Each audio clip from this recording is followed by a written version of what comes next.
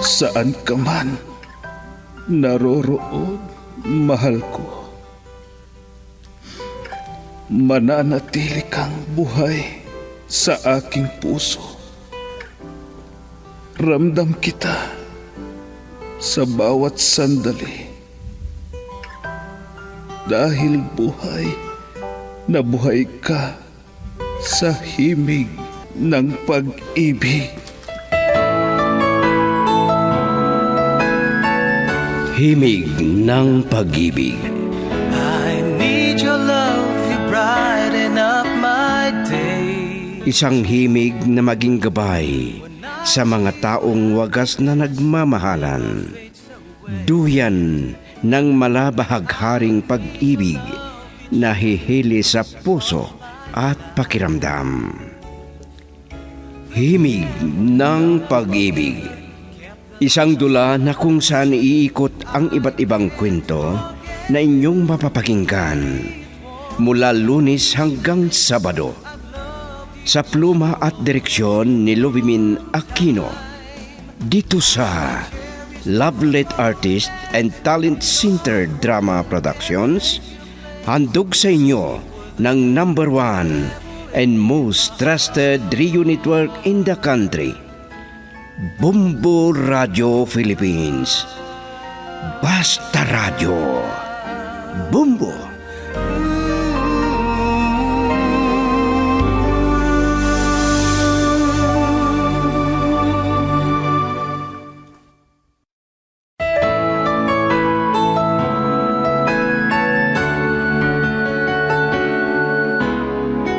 Mula sa Lovelet Artist and Talent Center Drama Productions, ihandog sa inyo ng #1 and most trusted radio network in the country, Bumbo Radio Philippines, ang unang bahagi ng isang linggo na kasaysayan na pinamagatang Daloy ng Buhay. Dito sa ating dula, Himig ng Pag-ibig. I can't forget you, and it won't be easy. Amador, wag mong bilisan ang pagmamaneho mo. Hindi naman tayo nagmamadali. Huwag kang mag-alala, Renante. Ako ang bahala. Bakit? Hindi ka pa ba handang mamatay? Amador, ano ba yung sinasabi mo? Ay, hindi na sana ako pumayag na ikaw ang magmaneho dahil lasing ka. Nakainom lang. Pero hindi ako lasing. Tignan mo. Mahinahon nga ang pulso ko na nagmamaneho. Oo, pero masyadong mabilis. Ako ang bahala, sabi ko naman sa iyo. Loko yan ah. Ang luwang ng kalsada, pasingit-singit. Kabigin mong manibela at mababangga tayo sa mabilis na kotse. Gusto mo palang mamatay ah? Amador, ano ka ba?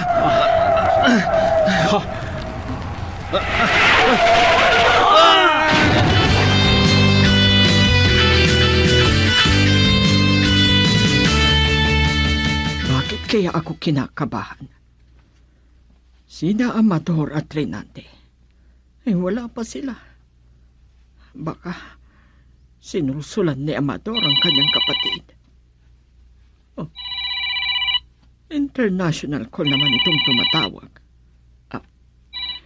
Hello? Oh, Georgia, ikaw pala. Butit nakaalala ka. Namimiss mo talaga ako. Yan nga ang pinag-aalala ko eh. Dahil wala pa sila Amador at Renante.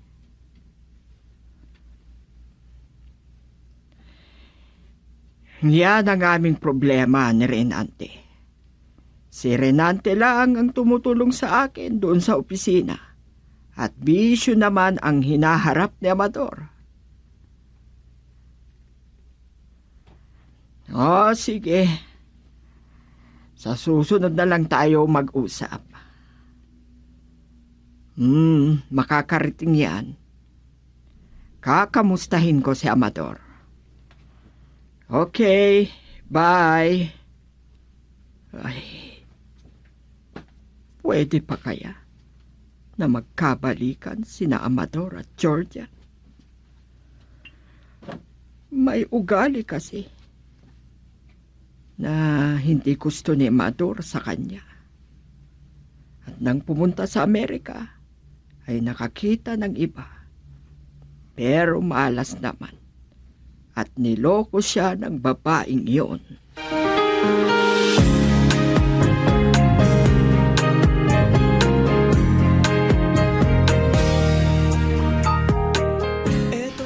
Mabuti at pumunta agad kayo dito sa ospital, Mama. Si Amador ang grabe. Walang malay. Nasa emergency room. Ano na naman ang masamang nangyari na ito? Sinabi ko na sa inyo na hindi mabuti na magkasama kayong magkapatid dahil malapit kayo sa disgrasya. May kasalanan ako sa nangyari, Mama. Dahil ipinilit ni Amador na siyang magmaneho. Kaya pinayagan ko, kahit na nakainom. Sana hindi mo pinayagan. Alam mo na mabilis magmaneho ang kapatid mo. Yan na nga po, Mama. Ang bilis ng pagmamaneho niya. Kaya yun, nadisgrasya kami. Diyos ko, iligtas ninyo sana ang anak ko.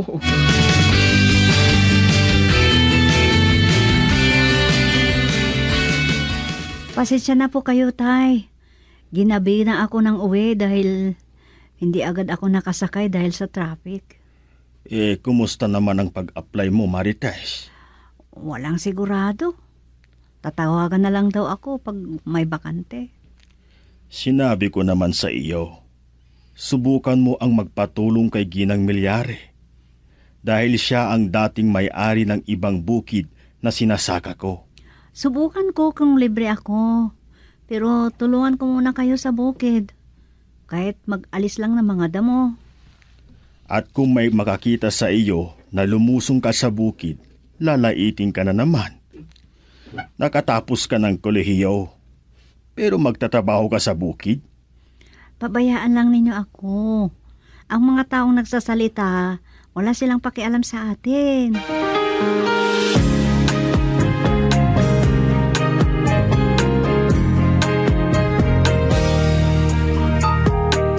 Ito na ang araw natin. Ano ang nangyari sa akin? Masakit ang ulo ko. At nahihilo ako. Masakit ang buo kong katawan. Mabuti at nagkamalay ka na, Amador. Hindi mo ba maalala ang nangyari sa iyo? Mama, Sinabi ko naman sa iyo na huwag kang magmaneho kung nakainom ka. Dahil mabilis kang magmaneho, anak. kasalanan ko ang lahat. Mama, kumusta si Renante? Mabuti naman at hindi grabe ang kapatid mo. Mabuti kong kanon. Di baling namatay na lang ako. Hindi lang madamay ang mabait kong kapatid. Amador, ano ba yung sinasabi mo? Mahal ko kayo na mga anak ko. At kung may isang mawawala sa inyo, baka mamatay na rin ako. Girl, I need you. I need your love.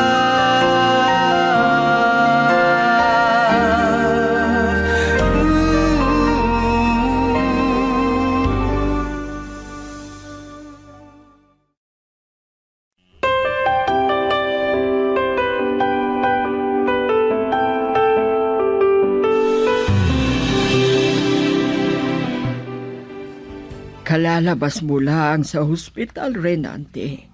Hindi mo pa kayang mag-opisina. Kaya ko na, Mama. Hindi pwede na. Matagal akong hindi mag-opisina. Marami akong aasikasuhin. Trabaho pa ang iniisip mo. Muntik na nga kayong mamatay ng kapatid mo. At hindi ka nahihiya na makita ka doon sa opisina na may benda ang mga sugat mo sa braso at sa mukha mo. Ano naman ang ikakahiya ko, Mama? Alam naman ng mga empleyado na naaksidente kami ng kapatid ko. Nako, nasira ang iyong kagapuhan, anak. Pabayaan na ninyo yan, Mama. Huwag nyo nang isipin. Hindi bali. Wala namang nasasayangan sa kagwapuhan ko na ito. Paano, iho? Hindi ka naman kasi nanliligaw. Mama, hindi ko pa nahanap ang magpapatibok ng puso ko. Darating din ang tamang panahon para sa bagay na yan. Oh, paano na, Mama? Ikaw sana ang magbantay sa kapatid mo sa ospital. Importante sa akin si Amador. Pero hindi ko kayang magbantay ng pasyente sa ospital, Mama. Ayokong makamoy ng puro gamot. Kaya dito na ako sa opisina. Sige, ikaw ang bahala. Pero kung hindi mo pa kaya, tawagan mo ako bago ka umuwi dito sa bahay. At ako na lang ang bahala doon sa opisina. Makikipag-usap na lang ako sa magbabantay sa kapatid mo.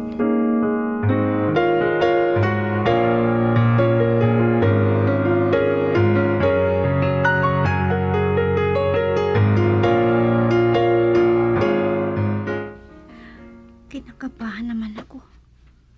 Dito yung itinuro ng pinagtanungan ko. Dito daw ang opisina ni Ginang Malyari. Pero wala pa raw si Ginang Malyari. Isa raw sa anak niya ang nasa loob.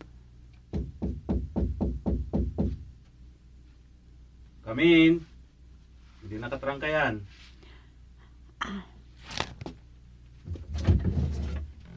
Good morning, sir.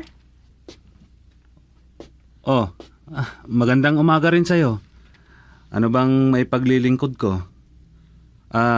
Oo nga pala. Huwag kang matakot sa itsura ko, ha? Na may benda ang mga sugat ko. Dahil naaksidente ako at ang kapatid ko. Ganon po pala. May awa ang Diyos, sir. Bagong buhay pala kayo na magkapatid. Ako pala si Marites. Anak ako ni Tatay Sidro doon sa Nagribkan. Dating magsasaka ng mama ninyo, ang tatay ko. Naranasan ko rin ang sumama kay mama noon nang mamasyal sa Nagribkan. Bata ka pa siguro noon. Siguro po. Sinabi kasi ng tatay ko, subukan ko daw magpatulong kay Mrs. Malyari na makapasok ng trabaho. 2 taon na kasi akong nakatapos sa kolehiyo wala pa naman akong mapasukang trabaho. O sige, sandali lang ha. At tawagan ko si mama. Nasa ospital na nagbabantay sa kapatid ko. Maraming salamat, sir. Oo nga pala. Baka hindi mo pa alam ang pangalan ko. Ako si Renante. At pagkatapos na matawagan ko si mama, ay bumaba tayo. At pumunta tayo sa kantin para hindi ka mainip na maghintay kay mama.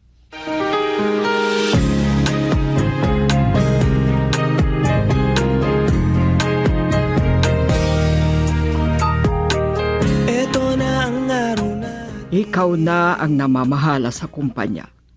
Pero ako pa rin ang magdidesisyon. Mas mabuti kung kayo ang makipag-usap kay Marites, mama, para makilala yun siya.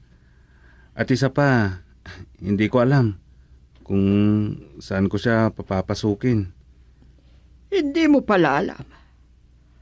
Nagpaalam si Hanilet na umalis at kukunin na raw ng fiancé niya. Oh, tamang-tama pala, mama. Si Marites na ang magiging sekretarya natin. Oh, anong masasabi ninyo? Mabait siya. At ayon sa dala niyang credentials, matalino. Di pa nagtagal na nakita kami ng itay niya na tumutulong daw ang dalaga niya sa bukid. Sanay palang magtrabaho, Mama. Kaya walang problema sa kanya. Girl, I need you. I need your love.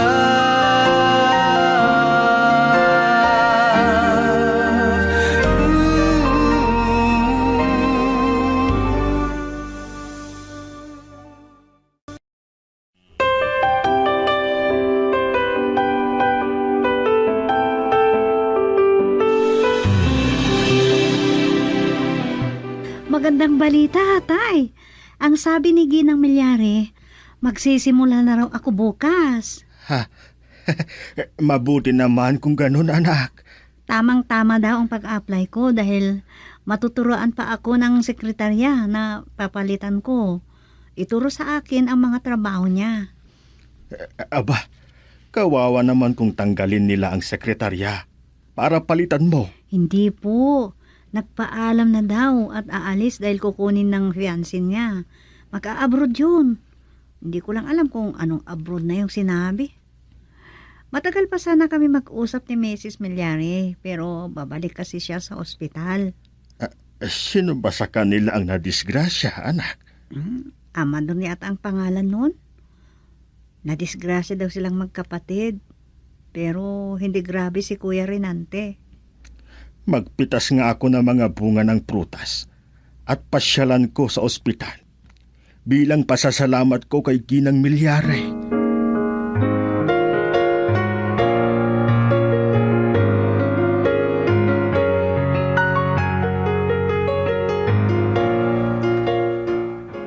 Ipinarating pala ni Tita Carmela ang pangungumusta ko. Pero, kamusta ka na? Nandito pa ako sa ospital, Georgia. Naiinip na ako. Pero hindi ako payagan ng doktor na lumabas. Huwag mong ipilit. Kung hindi mo pa kaya, baka kung may masamang ibunga. Ikaw naman kasi, mabilis kang magmaneho at saka nakainom ka pa. Hindi mo pa ba nakakalimutan si Loribel? Please, Georgia. Huwag mo nang ipaalala sa akin ang babaeng yon. Sorry. Kung makita mo ulit ako, Amador, lalo na at mas gumanda pa ako. Tingnan ko lang kung hindi ka mapapaliw.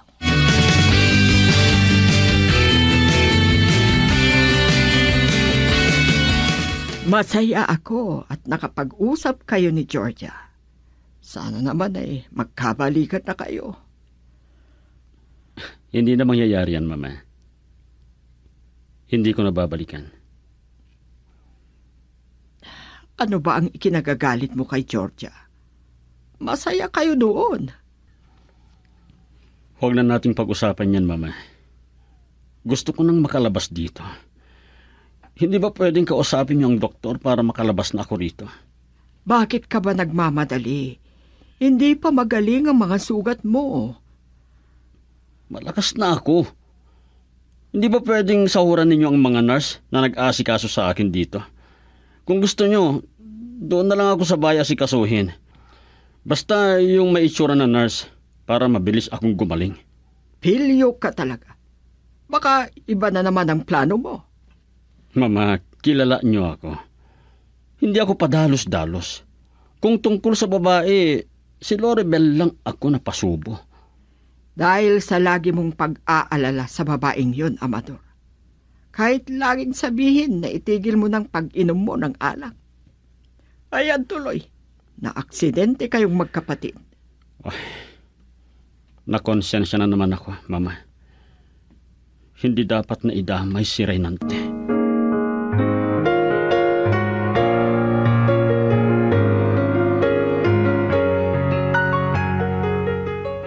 Mama, kung talagang kaya na ni Amador ang katawan niya, kausapin ninyo ang doktor para payagan ng lumabas.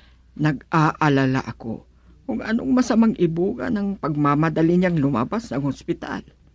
Kaya ng sinabi ng kapatid ko, kumuha kayo ng nurse na sweldohan nyo na mag-aasikaso sa kanya habang nagpapagaling siya dito sa bahay. At pupunta na rin ng doktor na pasyalan siya dito. Sige, kausapin ko ang doktor niya bukas ng umaga. Oo nga pala. Magsisimula na bukas ng umaga si Marites na magtrabaho. Tinawagan ko kanina si Hanilet, Mama. Nangako na maagang mag-opisina bukas para maturuan niya si Marites sa mga trabaho niya. Pagtiyagaan mo at gabayan. Kung may pagkakamali, huwag mong pagalitan. Oo, Mama. Huwag kayong mag-alala. Walang problema dyan.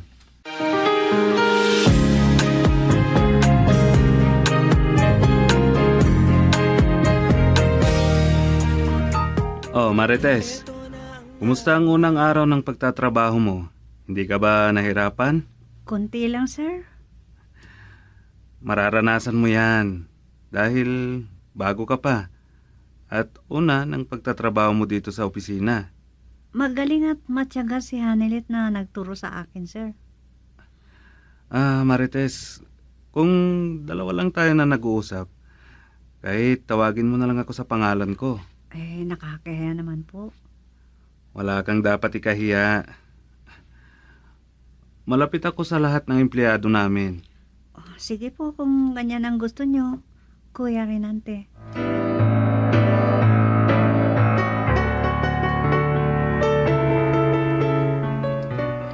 Mrs. Milyare, salamat at sobrang saya ko dahil tinanggap ninyo na magtrabaho si Marites sa opisina ninyo. Dapat nabigyan ng pagkakataon ng anak mo, Isidro. Matalino si Marites. Oo nga pala. Heto ang prutas para kay Amador. Nalaman ko kay Marites na naaksidente silang magkapatid. Si Amador ang grabe, pero nagmamadaling lumabas. Pero wala pa ang doktor niya na kausapin ko sana kung pwede nang lumabas. Hindi na ako magtatagal, Mrs. Milyare, dahil maraming trabaho doon sa bukid. Sige, at sasabihin ko kay Amador. Pag nagising, ikaw nang magbibigay ng prutas. At maraming salamat.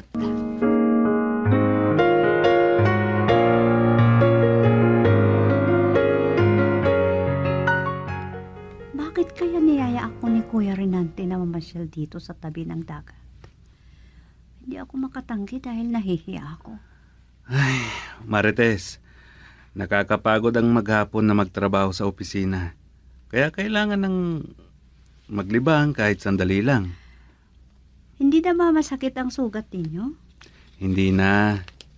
At saka gasgas lang naman ang sugat ko. Pero, alam mo, inaasar ako ng mga pilya na empleyada na nasira daw ang kagwapuhan ko. Pero gwapo pa rin kayo, sir. Marites, nakalimutan mo na naman. Pumunta tayo na mamasyal dito. Kaya kalimutan mo na boss mo ako. Parang di po kasi masanay ang dila ko. May itatanong ako sa'yo. Pero wag mo sanang masamain. Baka naman may magselos. May nobyo ka na ba? Girl, I need you. I need your love.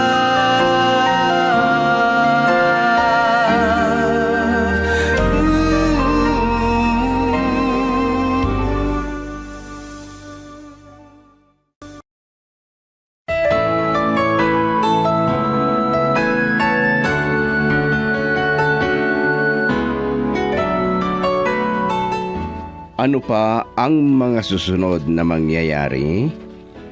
Mga kaibigan, pakinggan bukas ang karugtong ng isang linggong kasaysayan na pinamagatang Daloy ng Buhay. Dito sa ating dula, Himig ng Pag-ibig.